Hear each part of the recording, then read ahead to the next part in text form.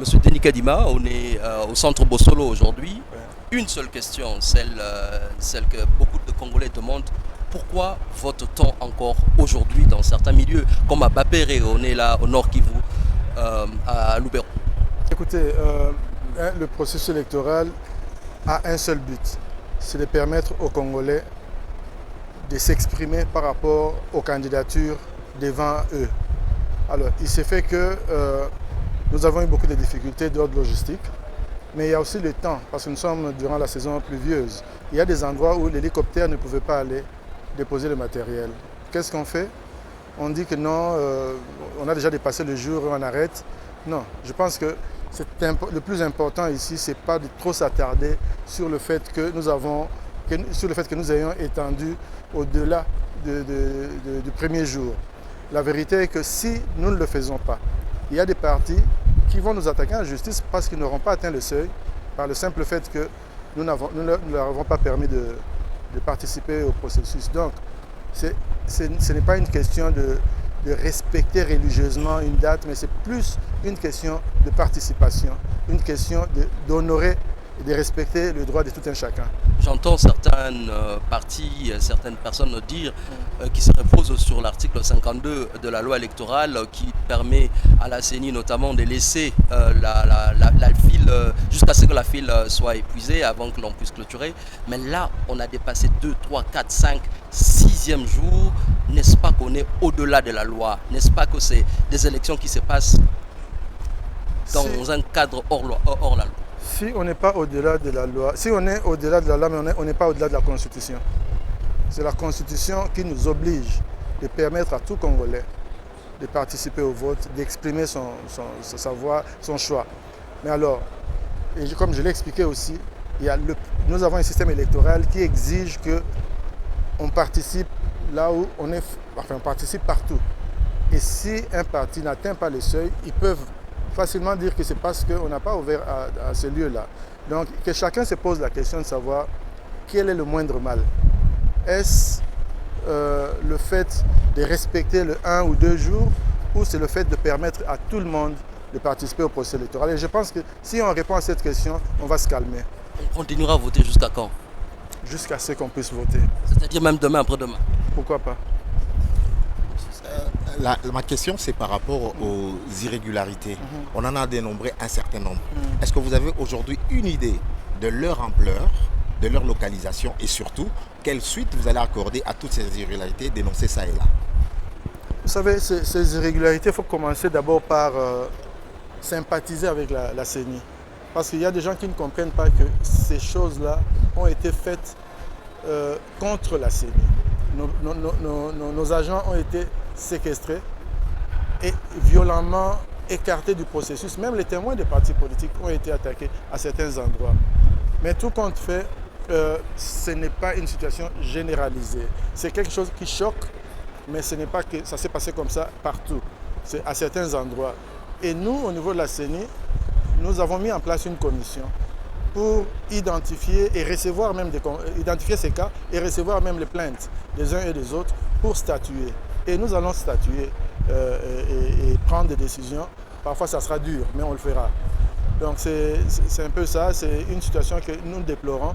Et il y a des gens qui se sont organisés pour faire ce genre de choses, mais qui n'oublient pas que cette machine-là n'a pas dévoilé tous ses secrets. Ils ont fait ce qu'ils ont fait. Ils pensent qu'ils n'ont fait ni vu ni connu. Ils seront surpris. On parle aussi de sabotage même au sein même de la CENI. Ça, les enquêtes nous permettent de le savoir. Mais une fois qu'on le sait, nos agents seront sanctionnés. Et ceux des candidats qui se seront adonnés à ce jeu-là, eux aussi seront sanctionnés. Vous avez déjà récolté plusieurs plaintes ou bien plusieurs? On les reçoit. Il y a des plaintes. Une dizaine, une vingtaine, une centaine? Non, on n'a pas compté. Mais ce qu'il faut noter, c'est que bon nombre de ces plaintes, nous les avons reçues de nos agents. Parce qu'il ne faut pas donner l'impression que tous nos agents se sont adonnés à ce jeu-là. La plupart de nos agents ont défendu l'institution. Ils ont filmé ce qui se passait. Et je dois aussi remercier la population. La population a été très vigilante. ce qu'il faut comprendre ici, il y a des gens qui ne veulent pas comprendre que ce n'est pas le fait de la CENI. La CENI a essayé d'organiser un bon processus électoral. Mais malheureusement, il y a des gens qui ont pris nos bureaux d'assaut et même en otage. Évidemment, ils ont même été plus forts que les forces de sécurité qui parfois n'étaient pas armées et ils ont pu faire ce qu'ils ont pu faire. Moi, je pense que la leçon à retenir, c'est celle-là. Il faut que la sécurisation soit prise vraiment au sérieux. Mais la CENI ici doit bénéficier de la sympathie de l'opinion publique. Ce n'est pas nous qui avons voulu cela. Au contraire, à notre niveau, nous avons tout bloqué. Nous avons tout bloqué et je peux déjà en profiter pour vous dire que les résultats que vous voyez derrière moi là, on n'y a pas touché. On n'a pas touché. Donc c'est 100% que vous voyez là, ce n'est pas touché. C'est-à-dire nous avons promis la transparence, nous avons promis l'intégrité du processus et nous le faisons. Ce qui arrive au niveau du terrain, c'est très déplorable, mais c'est quelque chose que nous devons tous condamner. Nous devons travailler contre ce genre de pratiques, sinon les gens ne croiront plus aux élections. Mais Président, c'est en 5400 bureaux de vote. Combien ont ouvert finalement? Bon, vous savez, c'est très compliqué. Hein. Vous savez, il y a des gens, certains de nos agents qui ont fini avec les élections. Ils ont organisé les scrutins, mais ils ne pouvaient même pas quitter le lieu parce qu'en cours de route, on les attaquait. Quand on les voit avec la machine, on pense qu'ils se rendent dans la maison d'un politicien. Il y en a qui sont cachés en brousse. Il y en a pour qui nous avons envoyé des hélicoptères. On a appelé le ministère de la Défense. On a envoyé des hélicoptères pour les aider. En fait, c'est un peu comme une situation de guerre là. C'est-à-dire qu'il faut comprendre que ici, nous sommes la victime. Nous ne sommes pas le bourreau. Donc, je suis incapable de vous donner ce chiffre-là parce qu'il y a des machines, vous l'avez vu, qui ont été cassées. Cassées devant tout le monde et de façon spectaculaire. Qu'est-ce que j'en sais maintenant? Je ne sais pas ce qu'on peut encore retirer de cette machine. Et nos agents ne pouvaient même pas reprendre la route pour aller vers les antennes parce qu'ils étaient poursuivis. C'est un peu compliqué. On pense qu'ils sont à l'origine de ce qui s'est passé, mais en réalité, ce sont les politiciens qui ont fait ces choses-là. S'achemine-t-on vers, on va dire, l'annulation peut-être de quelques résultats dans certaines circonscriptions? Ce n'est pas exclu. Ce n'est pas exclu qu'on annule certains résultats. Si, après nos enquêtes, j'ai dit que la machine, les gens ne savent pas ce que nous avons mis dans cette machine. Ils seront surpris. Donc, nous allons, si les faits s'avèrent à travers les tests que nous allons opérer, peut-être ça sera fait de façon aléatoire, nous allons sanctionner. Les rapports des missions d'observation commencent à tomber. L'une d'elles, le Centre Carter, a dit qu'il y a eu des irrégularités, mais elles ne sont pas de nature à remettre l'intégrité du vote. Qu'est-ce que vous répondez à cela? Sincèrement, je suis d'accord avec eux parce que vous avez bien dit qu'on a 75 000 bureaux de vote. S'il y a des problèmes, même dans, je ne sais pas, 1%, 2% de bureaux de vote, c'est ça qu'on va amplifier. Mais en réalité, le travail que nous avons fait, c'est un travail de qualité, un travail visant vraiment l'intégrité du processus. Nous avons voulu nous démarquer de tout ce que le public congolais a rejeté. Nous l'avons fait, mais nous n'avions pas compté sur la créativité négative de certaines personnes et c'est ce qui nous met dans cette situation. Mais nous devons garder toute chose à sa proportion. Ce n'est pas que c'était généralisé. Ça, c'est ce qu'il faut comprendre. Sinon, nous n'allions pas afficher ces résultats. Ce n'était pas généralisé. On dit également dans certains bureaux de vote, les PV des résultats ne sont pas arrivés. Bon, il y a des endroits où il y a de tels problèmes. Et n'oubliez pas, la machine nous donne aussi son résultat. Et il y a aussi le dépouillement. Donc, on peut se rabattre sur l'un ou l'autre pourvu que nous fassions certaines vérifications pour confirmer que c'est bel et bien authentique ce que nous avons. Les résultats que nous avons là, c'est le résultat de la machine à voter, donc du dispositif électronique de vote, ou bien du dépouillement des bulletins manuels? C'est une combinaison. Une petite question, il y a des bureaux qui affichent plus de 100% de votants, alors que par rapport au nombre d'inscrits, comment vous expliquez cela? Oui, il faut comprendre qu'il y a des personnes qui votent par dérogation. C'est-à-dire, si vous êtes comme moi-même, moi je suis inscrit ici à Gombe, ici même à l'Athénée de la Gombe, mais j'ai voté en Galema, c'est mon quartier là-bas.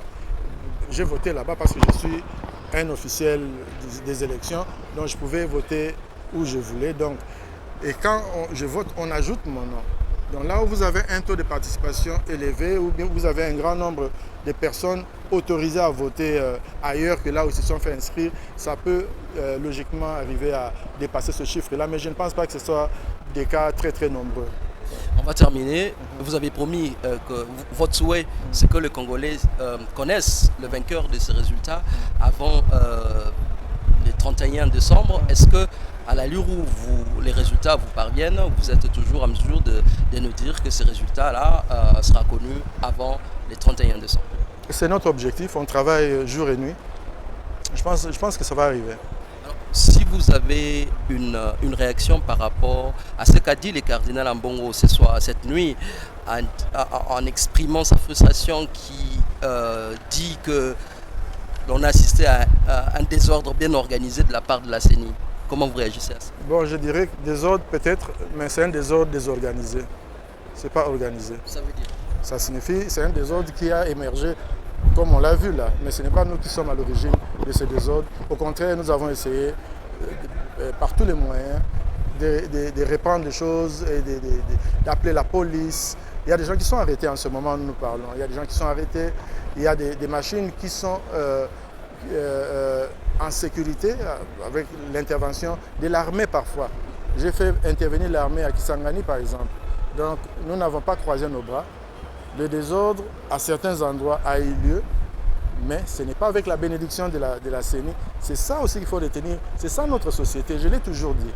Chaque fois qu'on me demandait est-ce que vous allez organiser de bonnes élections, j'ai toujours dit cette question ne peut pas être posée à la seule CENI. On doit la poser à tout le monde parce que nous occupons de la gestion électorale. Il y en a qui s'occupent de la sécurisation, d'autres s'occupent du financement. Et puis la société aussi a un rôle à jouer. Donc quand il y a ce genre de situation, nous ne devons pas nous arrêter à les déplorer.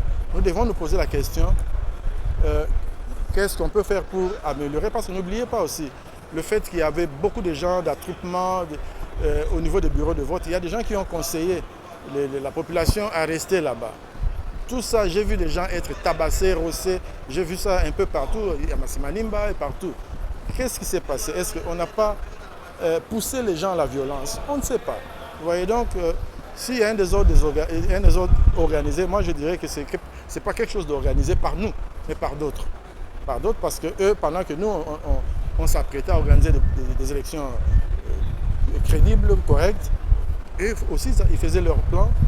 Et nous avons vu ce que nous avons vu, mais bon, c'est question maintenant de corriger d'abord et puis de tirer des leçons. Le taux de participation? Ça viendra après. Si je vous l'ai dit maintenant, ça serait complètement une aberration, ça sera faux. Certains observateurs reprochent à certains agents de la CENI au niveau local et même au niveau national leur politisation qui a envenimé aussi certaines situations de désordre. Donc là, il faut qu'on nous donne des cas. Je ne sais pas comment les agents de la CENI ont été politisés. Je ne sais pas, il faut peut-être donner des exemples. En tout cas, moi, je ne suis pas politisé. Alors, Monsieur Kadima, les élections, ce n'est pas que pour vous, c'est pour l'ensemble de la population congolaise. Si vous avez un message à donner en ces jours de Noël à la population congolaise par rapport à l'organisation des élections, à la mobilisation des électeurs, à la contestation également des opposants et également à tout ce que nous vivons, qu'est-ce que vous direz à cette population qui vous suit? Non, le message est le même. D'abord, le message commence par les remerciements. La population a montré son attachement à la démocratie. Je l'ai dit le jour que nous publions les résultats, les tout premiers résultats de la diaspora. Et la population a montré qu'elle tient à la démocratie. Elle ne veut pas que les gens prennent le pouvoir par la force. Et l'engouement qu'elle a démontré montre vraiment ce que je viens de dire là.